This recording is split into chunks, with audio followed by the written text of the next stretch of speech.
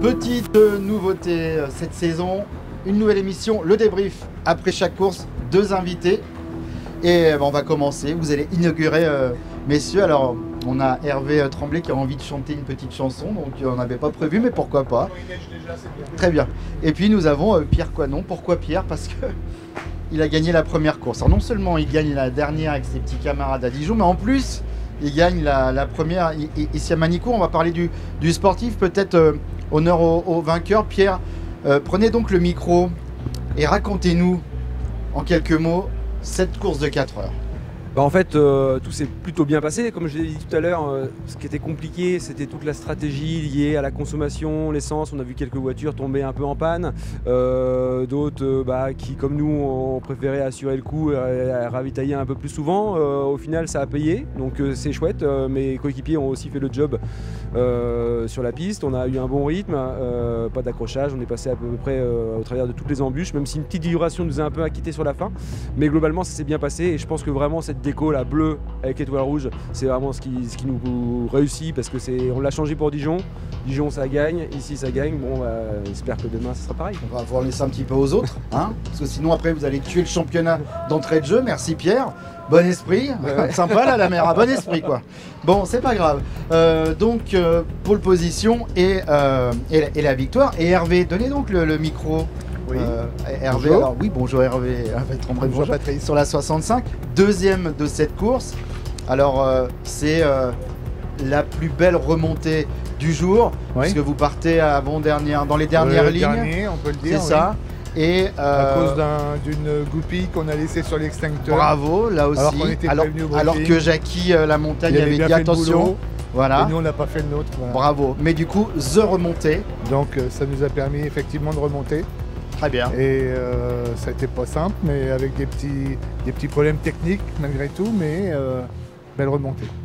C'est ça qui est intéressant ici, là, aujourd'hui, avec nos 2 invités. C'est que vous avez, vous faites partie, alors, champion 2019, il n'y a pas eu de champion en 2020, évidemment. Et vous faites aussi partie des favoris, mais avec aussi un dilemme, puisqu'il y a le patron dans l'équipe. Donc, vraiment, vous êtes... c'est compliqué. Hein, parler dans le micro, c'est mieux. Ouais, effectivement, c'est vrai que jusqu'alors, Wilfried c'était toujours interdit de gagner son championnat, donc nous on roulait pour quelques victoires, dans la mesure où c'était à notre portée par saison, mais le championnat c'était un peu exclu. Maintenant ça fait 10 ans, ça serait pas mal qu'il change d'avis. On le travaille au corps là-dessus, je pense qu'il va dire oui. Très bien, mais attention parce que les petits de la 65 là, ils ont envie de faire un doublé. Et puis on a aussi la 42, enfin la 421 cette année qui termine vice-champion et qui perd à Dijon. Ils ont aussi envie de s'imposer. En fait, ce qui est assez génial dans ce championnat, Hervé, c'est que vous êtes 6-7 voitures à pouvoir vous imposer à chaque week-end. Quoi, la 62 Ouais, la 62. Non, 6 ou 7 voitures, à part la 62. 6 ou 7 voitures qui peuvent s'imposer. Ou qui aimeraient battre la 65. Moi, ce que je trouve, c'est que le niveau, chaque année, progresse. Et il y a de plus en plus de belles équipes et des équipes homogènes. Et sincèrement, le challenge, chaque année, est de plus en plus dur. Voilà, c'est mon ressenti. Je vois que c'était le même, mais c'est le mien. Très bien. Alors, on va aussi parler côté un peu entreprise. C'est la plupart ici des pilotes, et vous êtes bien placés pour en parler, sont des gentleman drivers, enfin en tout cas des chefs d'entreprise. Il y a aussi un intérêt au-delà du plaisir, au-delà de rouler avec des amis. Hervé, est-ce qu'on peut aussi faire du business quand on roule en Lamera? Oh ben on peut en faire, c'est pas interdit.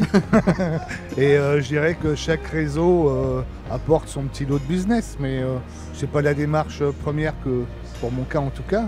Mais c'est vrai que le relationnel, on s'est fait une bonne bande de copains et ces relations-là apportent un petit peu de commerce effectivement.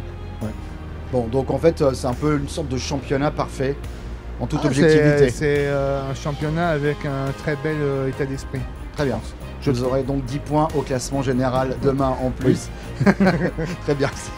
Bon, vous aussi, vous êtes patron d'un supermarché. C'est écrit, hein, pour ceux qui ne l'auraient pas compris.